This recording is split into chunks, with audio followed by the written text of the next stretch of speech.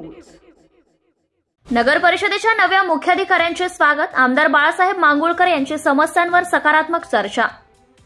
दिनांक 31 डिसेंबर 2024 यवतमाळ नगर परिषदेमध्ये नुकत्याच नियुक्त झालेल्या मुख्याधिकारी लघिमा तिवारी यांचे यवतमाळ विधानसभा मतदारसंघाचे आमदार बाळासाहेब मांगुळकर यांनी भेट घेऊन स्वागत केले। यावेळी शहराच्या विकासासाठी महत्त्वाच्या विषयांवर चर्चा झाली।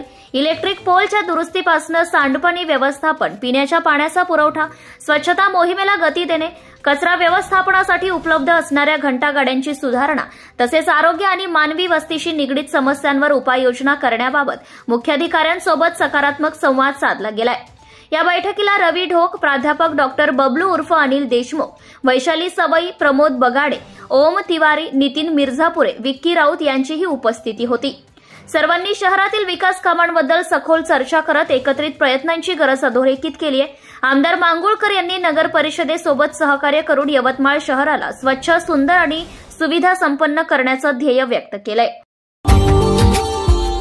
Subscribe now and press the bell icon. Never miss an update.